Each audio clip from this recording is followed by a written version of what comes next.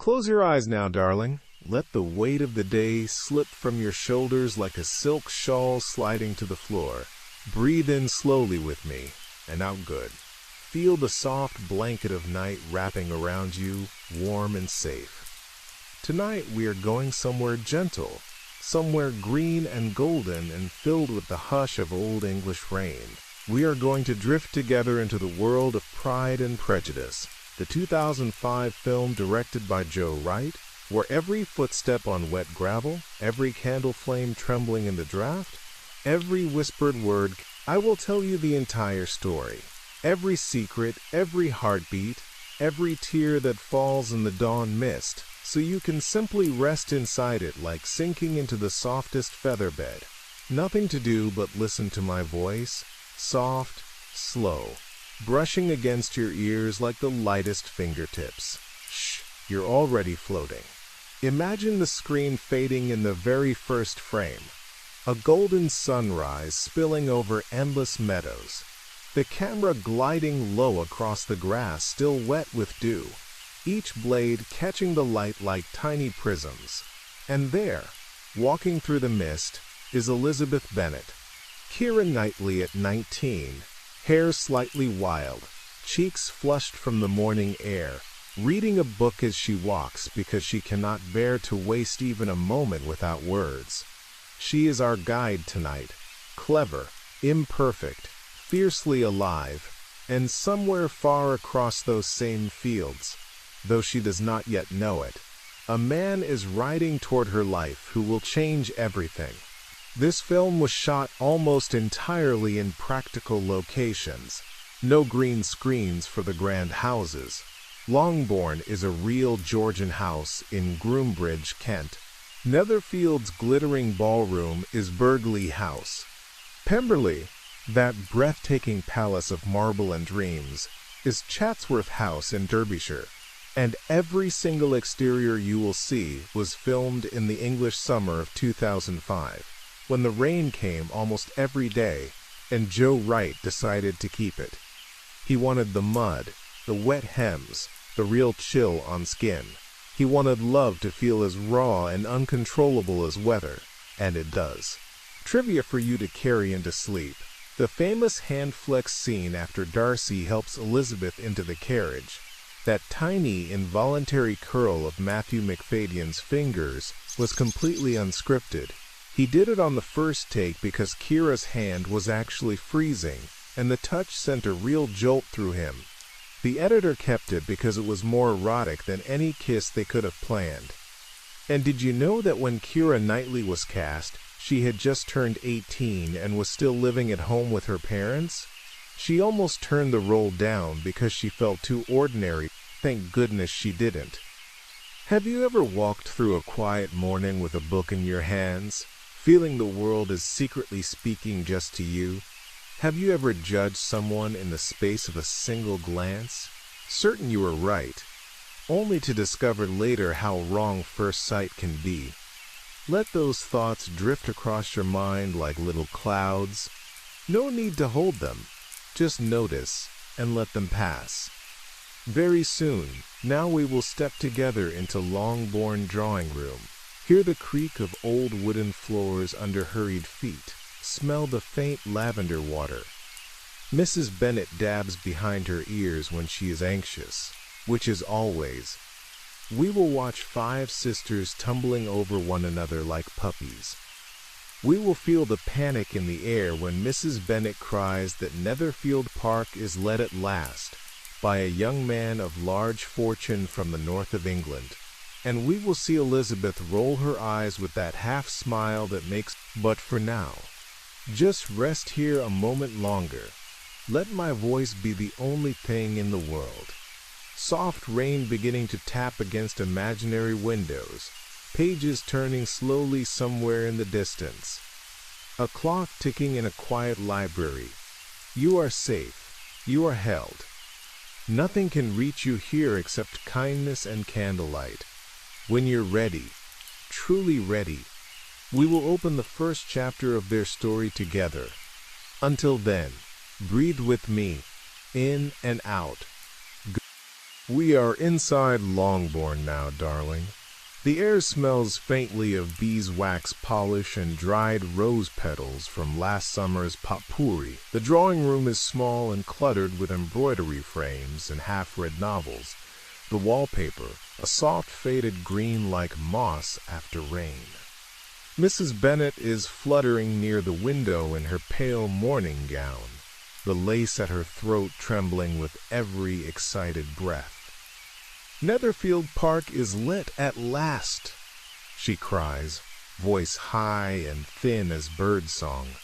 A single man of large fortune, 4,000 or 5,000 a year. What a fine thing for our girls. Mr. Bennet, half hidden behind his newspaper in the only comfortable chair, lets out the tiniest amused sigh that only Elizabeth hears. She is curled on the window seat, knees tucked under her simple muslin dress, pretending to read, but really watching her mother's performance with that sideways smile that says she sees everything. Listen, can you hear the wheels of the carriage outside on the gravel? The horses snorting in the cool morning air? The Bennet girls are summoned to the best parlor, ribbons being hastily tied, curls being pinched into place. Jane, the eldest, looks like dawn itself in pale pink cheeks blushing softly whenever anyone says the word gentleman. Mary sits stiff at the pianoforte practicing scales that no one asked for.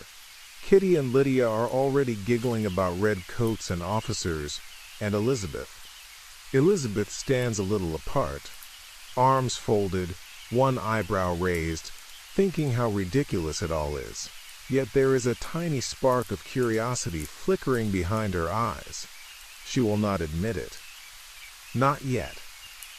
The assembly ball at Meryton, oh, feel the warmth of 100 candles in glass sconces, smell the mix of melted wax and ladies, perfumes and the faint sour note of too many bodies in a small room. The floorboards creak under dancing slippers. The musicians saw away at their violins with cheerful determination, and then they arrive. Mr. Bingley, all open smiles and golden hair, moving through the crowd like sunshine, and beside him, taller, darker, impossibly still, Mr. Darcy, his coat midnight blue, the white of his cravat so stark it almost hurts to look at people part for him the way water parts for a ship. And Elizabeth watches from the edge of the dance floor as Bingley is introduced to Jane, watches the exact moment their eyes meet, and the world seems to slow. Jane's gentle "how do you do" is barely above a whisper, yet Bingley hears it like a bell. Later, when Elizabeth is catching her breath near the punch table, she overhears the words that will brand themselves across her heart. Mr. Bingley is trying to persuade his friend to dance. "Come, Darcy," he says, laughing. "I hate to see you standing about by yourself in this stupid manner. You had much better dance." And Darcy's cool voice drifts over, careless and cutting. "She is tolerable, but not handsome enough to tempt me." Tolerable, the word lands like a pebble dropped into still water, ripples of humiliation spreading through Elizabeth's chest even though she pretends not to hear. She turns the hurt into laughter almost instantly, telling Charlotte Lucas the story moments later with sparkling eyes and a smile sharp as cut glass. But inside, something has been quietly wounded. Days pass in a soft whirl of morning calls and country lanes. Jane is invited to Netherfield. It rains. Of course it rains. The sky opens and pours as though the heavens themselves are weeping with anticipation. Mrs. Bennet sends Jane on horseback so she will have to stay the night when she gets wet. And she does. Soaked to the skin, cheeks glowing with fever by morning. Elizabeth sets out on foot to nurse her 3 miles across muddy fields. You can almost feel the cold, squelching earth sucking at her boots. The hem of her petticoat, 6 inches deep in mud, by the time she reaches Netherfield's grand entrance. Her hair escaping its pins and damp curls around her face, and when she walks into the breakfast parlor, breathless and bright-eyed and utterly herself, the Bingley sisters exchange glances of delicate horror. But Darcy cannot look away. His gaze follows the mud on her ankles, the flush on her cheeks, the way she refuses to be ashamed of being alive. Trivia drifting gently into your ears now. The mud on Kira's petticoat was real. Joe Wright had the crew spray the fields with water every morning so the ground stayed perfect. And when Elizabeth walks across that Netherfield parlor, every eye in the room turns. Matthew Macfadyen later said he forgot his lines in that scene because Kira looked so wild and radiant he genuinely couldn't remember what century he was in. Have you ever walked through rain to reach someone you love, feeling the wet cloth clinging to your legs, the wind tugging your hair loose, and not caring one bit because the person waiting is worth every discomfort? Have you ever been judged for the mud on your shoes instead of the heart in your chest? Let those memories surface softly, like bubbles rising through warm water, and let them pop, releasing you. Jane grows slowly better under Elizabeth's care. Evenings are spent in the Netherfield drawing room, candlelight flickering over cards and embroidery. Caroline Bingley drapes herself across the sofa like an expensive cat, trying to catch Darcy's attention by reading the second volume of the book he is reading. Elizabeth watches with quiet amusement, and one night, when Caroline asks Elizabeth to take a turn about the room with her, it is really so Darcy will notice her figure. Elizabeth joins them, laughing inside, and when Darcy finally asks why they are walking in circles, Elizabeth teases him. "We are admiring the room, Mr. Darcy. Or perhaps we are admiring you." The silence that follows is delicious. You can almost taste it, and Darcy's ears turn the faintest pink. Another evening, Elizabeth finds herself walking alone with Darcy near the fireplace. The fire crackles softly, throwing golden shadows across his serious face. He tries to make conversation, asks about her sisters, stumbles over his words like a schoolboy, and she answers with wit sharp enough to draw blood. Yet underneath the barbs there is something electric. Two people circling each other like moths around the same flame, neither willing to admit the heat. Have you ever spoken to someone and felt every word was a secret dance? One step forward, two steps back, afraid to get too close in case you burned? It's all right. You're safe here. Just breathe. And then the Netherfield ball. Oh, the chandeliers blazing, the swirl of silk gowns, the scent of hothouse flowers. Jane and Bingley floating together like two petals on the same stream. Elizabeth dancing with Darcy, his gloved hand firm at her waist, the heat of his palm burning through layers of fabric, their conversation crackling with challenge and something dangerously close to fascination. And later, when Mr. Collins corners her with his pompous proposal under the mistletoe boughs, when Charlotte Lucas quietly accepts him the very next day.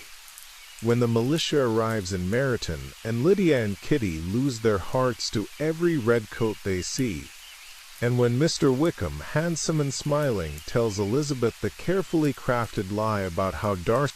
The season turns, the leaves begin to fall like slow golden tears, and soon, very soon, everything Elizabeth believes about Fitzwilliam Darcy will be turned upside down by a single letter written in a trembling hand. Rest now. Let the candlelight behind your eyes grow dim. Feel the gentle weight of the story settling over you like the softest quilt. We are only beginning, my love. There is so much more forgiveness waiting in the rain. Breathe with me now, slowly, in and out. Good. We are stepping gently into the turning point, the moment everything begins to crack open like dawn through heavy curtains. It is early spring at Hunsford Parsonage. The Kent air smells of damp earth and wood smoke curling from cottage chimneys. Elizabeth has come to visit her friend Charlotte, now Mrs. Collins, married to the ridiculous clergyman with the high, shiny forehead.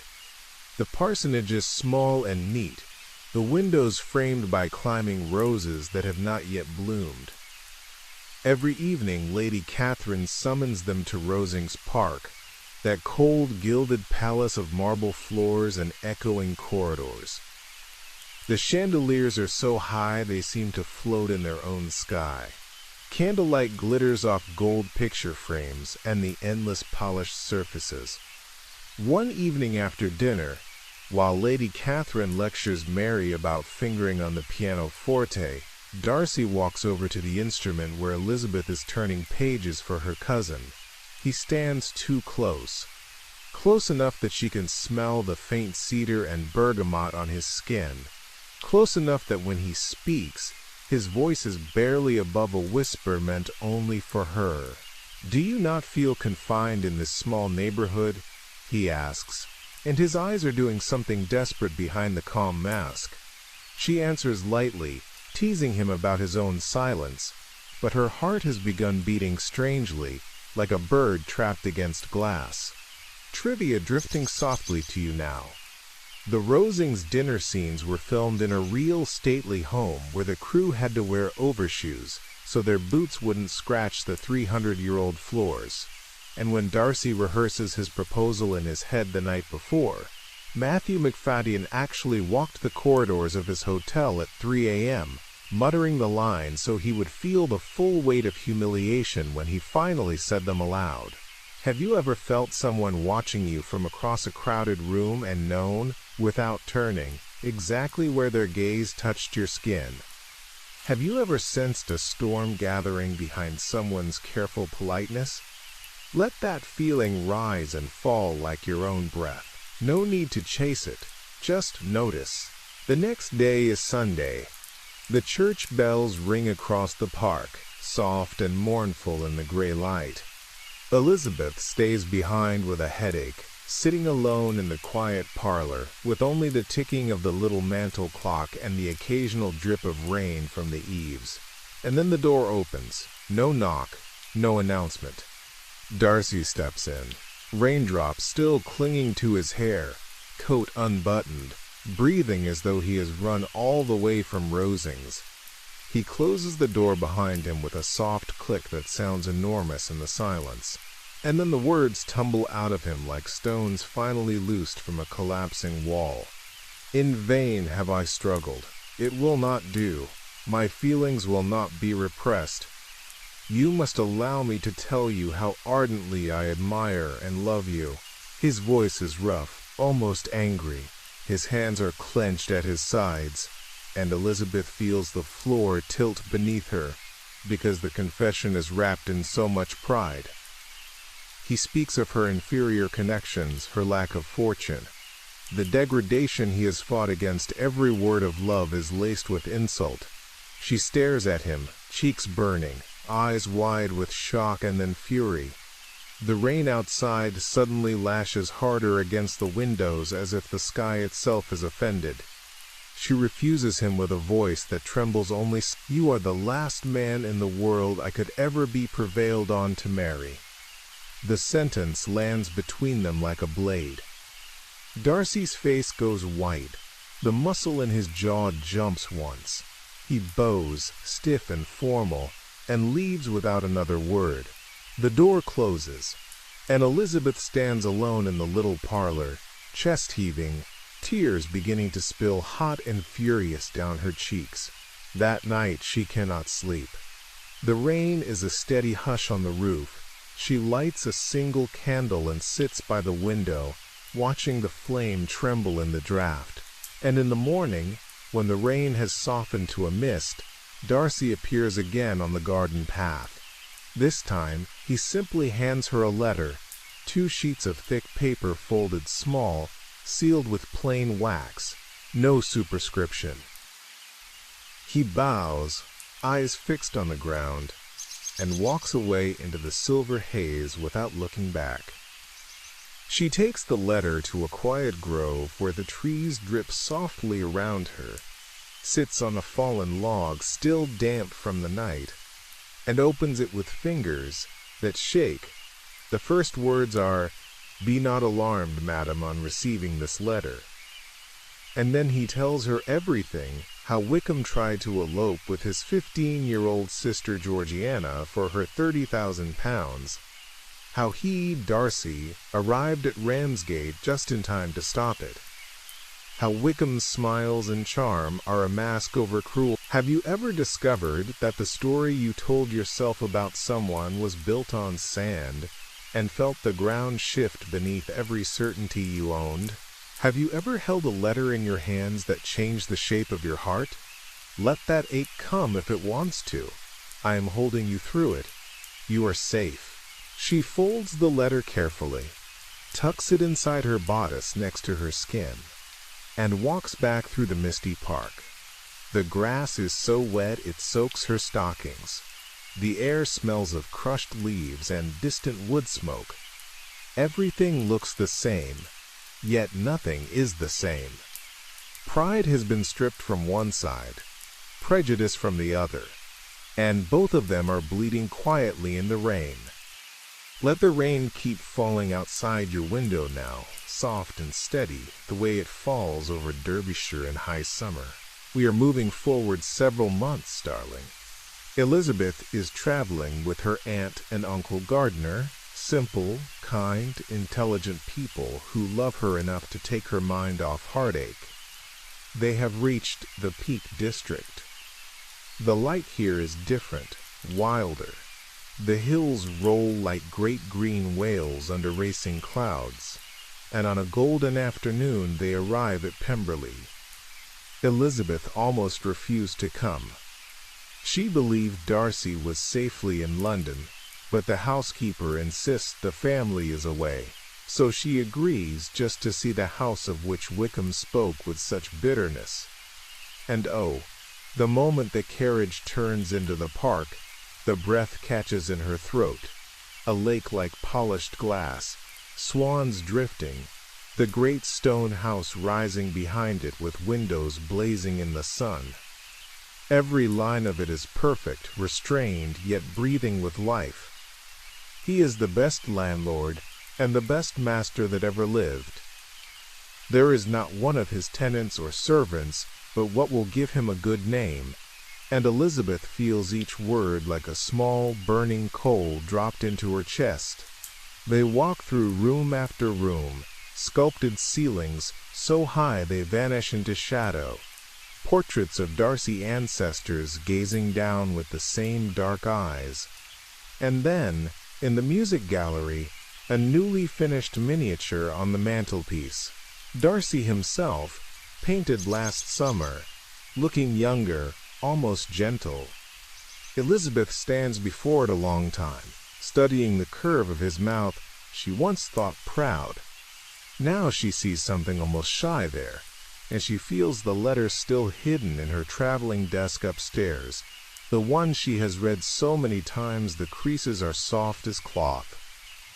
Trivia whispered very gently, "This is Chatsworth House in real life."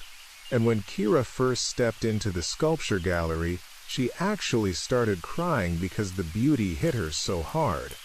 Joe Wright kept the cameras rolling and used the genuine tears in the final cut.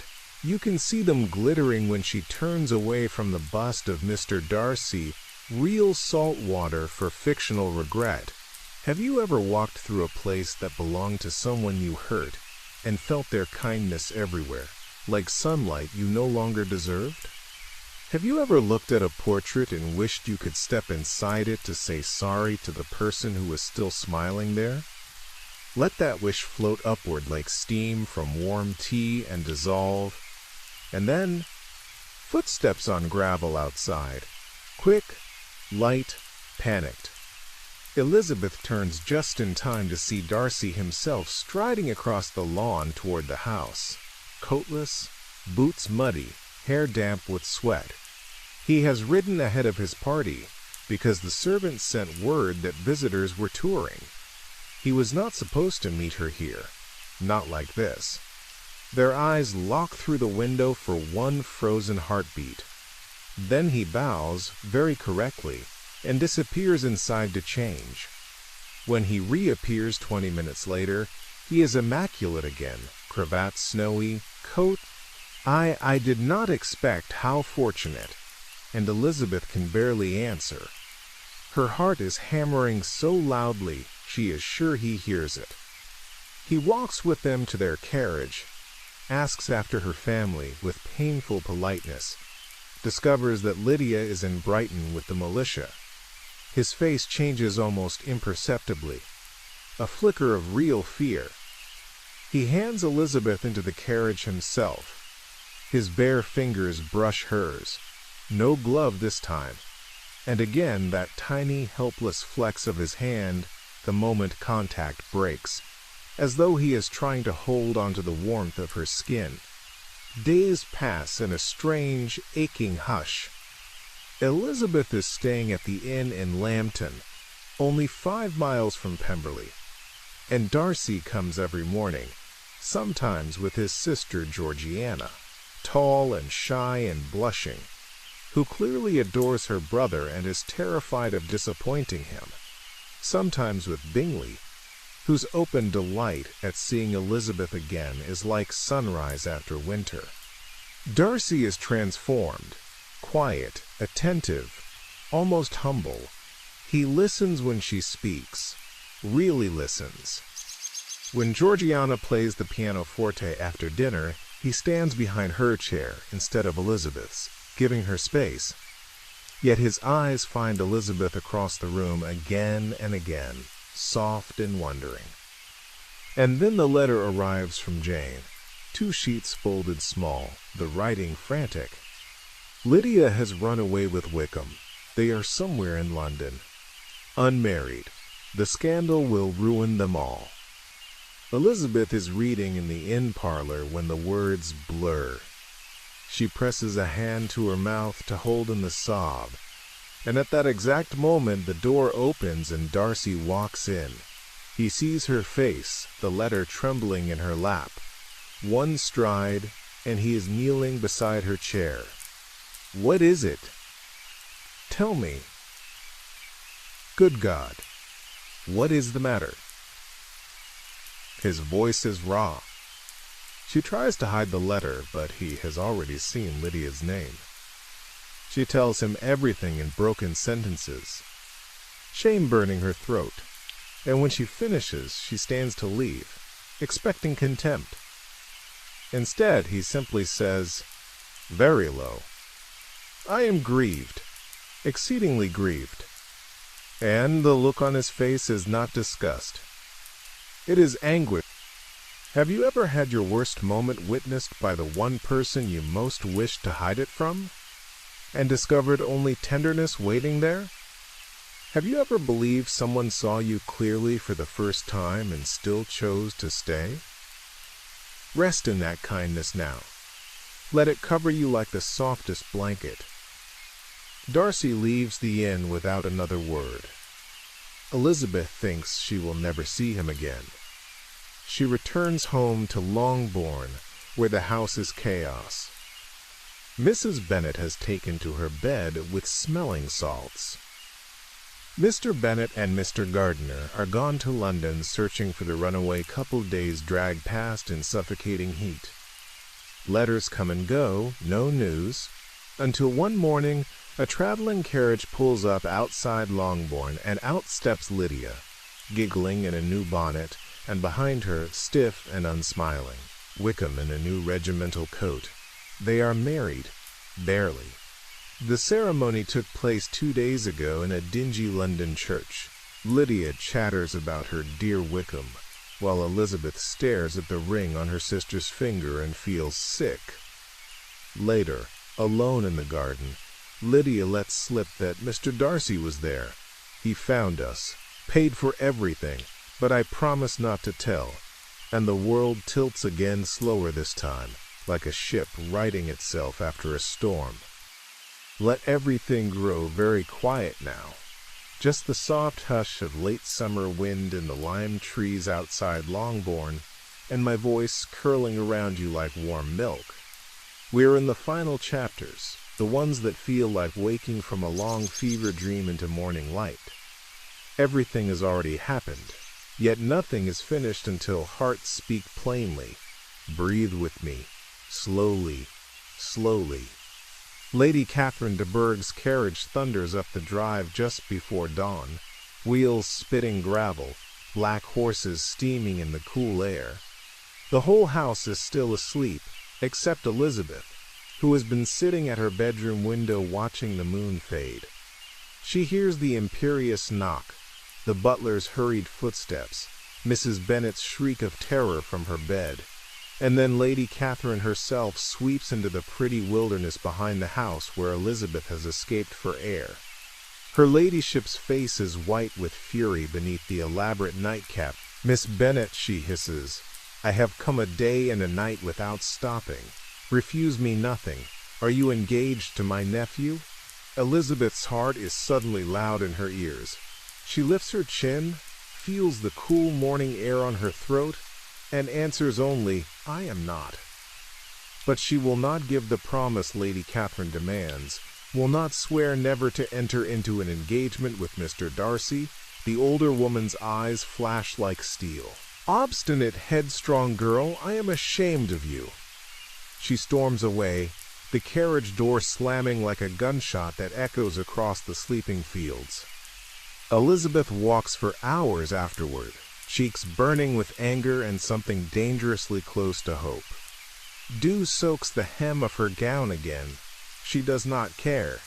She is thinking of a man who paid thousands of pounds to save her sister's reputation and asked for nothing, not even thanks. She is thinking of the way his fingers flexed when they touched hers at Pemberley. She is thinking that Pride and Prejudice have both been burned away, and what remains is something terrifyingly simple. 2 days later, just as the sun is rising over the same misty fields we began with, 2 gentlemen are seen walking up the lane. Bingley in front, coat unbuttoned, smiling like a boy who has been given permission to live, and behind him, taller, darker, moving with the careful restraint of someone carrying something fragile inside his chest. Mr. Darcy Elizabeth is in the breakfast parlor when Jane comes flying in, cheeks scarlet, hands pressed to her mouth.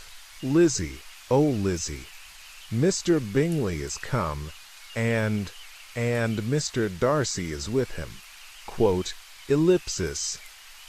Mrs. Bennet nearly faints into the butter the gentlemen are shown in. Bingley can barely speak for joy. Within minutes he and Jane have slipped away to the garden, leaving Elizabeth and Darcy standing alone among the teacups and toast crumbs. The silence stretches until it is almost painful. He steps forward, 1 step, 2. Voice so low she feels it more than hears it. "I could not leave Hertfordshire again without telling you, without asking once more." His hands are trembling, actually trembling. "My feelings are unchanged, but one word from you will silence me on this subject forever." Elizabeth looks up at him. The morning light catches the tears standing in her eyes and turns them to gold. "Your hands are cold," she whispers first, because it is the only thing she can think to say. And then, clearer, my feelings have changed so much that I would be honored if you would renew your offer." For a moment he only stares as though he cannot believe the words reached him correctly. Then his face breaks open. Not a smile exactly. Something deeper, raw. He lifts her hand to his lips, presses a kiss to her knuckles that is half sob. "Elizabeth," he says, her name like a prayer he has carried for months. Outside, the sun lifts fully above the trees and floods the room with gold. Somewhere far away a lark begins to sing. They walk together later in the little wilderness, hands brushing, then finally, shyly, fingers lacing together. He tells her how Lady Catherine's rage gave him the first real hope. She confesses she has loved him since reading his letter, perhaps before, only she was too proud to know it. He laughs softly the first time she has ever heard him truly laugh, and it sounds like forgiveness. Trivia to carry into your dreams. The final proposal scene was shot at 4:30 in the morning so they could catch that exact golden light across the meadow. Kira and Matthew were so cold their breath fogged, but Joe Wright kept it because it looked like their souls were visible. And when Darcy says, "You have bewitched me, body and soul," that line was improvised by Matthew on the last take. Kira's tearful smile in response is completely real. Have you ever stood in early morning light and felt the entire world forgive you at once? Have you ever realized that being loved exactly as you are is the gentlest revolution imaginable? Let that revolution happen inside you now. Quiet, slow, complete. Let everything grow softer now, softer than the last note of a lullaby, softer than the final candle surrendering to its own wax. The story is finished, yet it is still breathing around you like warm air after rain. Elizabeth and Jane are both married on the same quiet morning in Longbourn Church. Autumn sunlight slanting through the old stained glass and scattering rose and gold across their white muslin. Mr. Bennet gives his daughters away with suspiciously bright eyes and a joke that only Elizabeth fully understands. Mrs. Bennet weeps into her lace handkerchief and declares herself the happiest mother in England. Lydia is there, loud and careless, already bored with married life. Wickham stands behind her looking handsome and empty. Mary plays the wedding march with more force than feeling. Kitty sniffles because she is still young enough to believe love will come for her soon. And outside the church door, two bridegrooms wait. Bingley beaming like the sun itself, and Darcy, tall and still. But when Elizabeth steps out on her father's arm, his face changes so completely that even the birds seem to hush. They do not have a grand wedding breakfast, only cake and negus in the Longbourn dining room, laughter echoing off the same walls that once rang with panic about entail and fortune. And then the carriages roll away, one toward Netherfield, close enough for sisterly visits every day, and the other north toward Pemberley and snow on the peaks and a library so large it has its own horizon. Elizabeth leans her head against Darcy's shoulder inside the carriage, feels the steady beat of his heart beneath layers of traveling coat and waistcoat, and for the first time in her life, she is not reading, not walking, not teasing. She is simply being held, and it is enough. Years drift by like slow turns of a seasoned wheel. We glimpse them only in glances. Elizabeth laughing at Pemberley while Darcy tries to read the paper and fails because her foot keeps brushing his under the breakfast table. Darcy lifting their small, dark-haired daughter onto his shoulders so she can touch the painted ceiling angels. Jane and Bingley visiting with their own golden brood, the two sisters walking arm in arm through the same misty meadows. Elizabeth once crossed alone with a book. And sometimes, when the house is quiet and the children are asleep, Darcy and Elizabeth stand together on the terrace watching moonlight silver the lake, his arms around her from behind, her hands resting over his no words. Only the faint scent of wood smoke from the village chimneys, and the knowledge that every wound they ever gave each other has become a place where light now enters. Trivia to fall asleep on. The very last shot of the film, the newlywed couple on that moonlit terrace, was almost cut for time. But Matthew and Kira begged Joe Wright to keep it, and they filmed it themselves at 2 a.m. with a tiny crew and real frost on their breath. And if you look very closely in the American theatrical release, there is one extra honeymoon scene. A soft kiss, Elizabeth in a nightgown, Darcy's hand sliding slowly down her back. That was removed from the British version because test audiences gasped. And now the gentlest question of all, the one I have been saving until your thoughts are heavy as honey. Have you ever discovered that the person who once seemed most wrong for you was the only one who could teach your heart its true shape? Have you ever been forgiven more than you believed you deserved and felt the world grow wider because of it? Hold that feeling. Cradle it like warm water in cupped hands. And when you are ready, let it spill over the edges and carry you all the way down. The rain has stopped outside your real window now, or perhaps it never started. Only the memory of rain, soft and forgiving. The candles in every imaginary room are sinking into gentle darkness. Longbourn sleeps. Pemberley sleeps. Elizabeth and Darcy sleep. Limbs tangled, breathing matched. Two proud hearts finally quiet.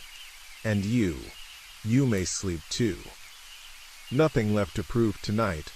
Nothing left to fix. Only this small, steady voice promising you that tomorrow is already taken care of. That love, imperfect, stumbling, rain-soaked love, wins in the end, always. Good night, my dearest. Good night, Drift. Drift, you are loved exactly as you are. Good night.